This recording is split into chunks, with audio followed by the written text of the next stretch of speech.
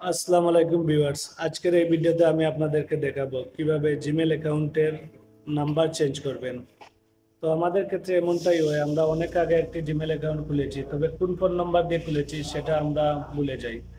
আবার এমনটাই হয়, আমাদের যেই ফোন নাম্বারটা দিয়ে জিমেল অ্যাকাউন্ট খুলেছি সেই নাম্বারটা এখন আর ব্যবহার করি না, তবে সেই ক্ষেত্রে নাম্বারটা চেঞ্জ করতে হয়।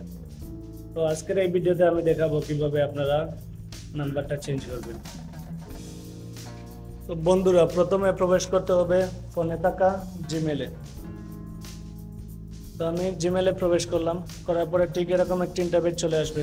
তো এখানে উপরের দিকে দেখতে পারবেন জিমেলের লোগো দেখা যাবে, লোগোতে একটি ক্লিক করে দিবেন।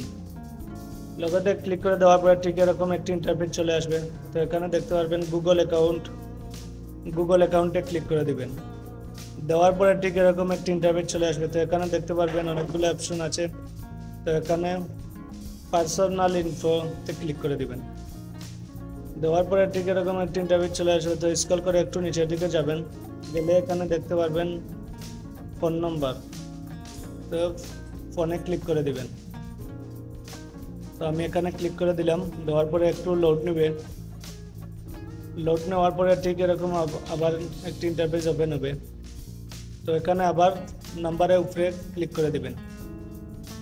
দেওয়ার পরে এখানে দুইটি অপশন আছে, এখানে দেখতে পাচ্ছেন পেন আইকন এবং ডিলেট। তো এখানে যদি ডিলেটে ক্লিক করে দেন তাহলে নাম্বারটা ডিলেট হয়ে যাবে, আর পেন আকৃতিতে ক্লিক করলে এডিট করে নিতে পারবেন।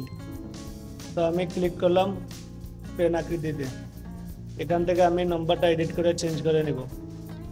তো এখানে দেখেন নতুন আর একটা ইন্টারফেস চলে আসছে। তো এখানে বলছে আমার ফোনে যে লকটা আছে লক আনলক করে দেওয়ার জন্য। তো আমি এখানে ফিঙ্গারপ্রিন্ট দিয়ে আনলক করে দিব। আপনাদের যদি পাসওয়ার্ড থাকে তো পাসওয়ার্ড দিয়ে এখানে আনলক করে দিবেন। তো আমি আনলক করে দিলাম। দেওয়ার পরে একটু লোড নেবে। তো এখানে আবার আমি পেন আকৃতিতে ক্লিক করলাম। করার পরে নিচের দিকে দেখতে পাচ্ছেন আপডেট নাম্বার, আপডেট নাম্বারে আবার ক্লিক করে দিলাম। দেওয়ার পরে এখান থেকে আমি নাম্বারটা আপডেট করে নেব। তো এভাবে কেটে পুরান নাম্বার কেটে নতুন নাম্বারটা দিয়ে দিবেন। তো নাম্বারটা দেওয়া হয়ে গেলে নিচের দিকে দেখতে পারবেন সিলেক্ট, সিলেক্টে ক্লিক করে দেবেন। দেওয়ার পরে কিন্তু আমার নাম্বারটা এখানে সিলেক্ট হয়ে গেছে। তো বন্ধুরা, আপনারা খুব সহজভাবে এভাবে পুরনো ফোন নাম্বার চেঞ্জ করে নতুন ফোন নাম্বার সেভ করতে পারবেন।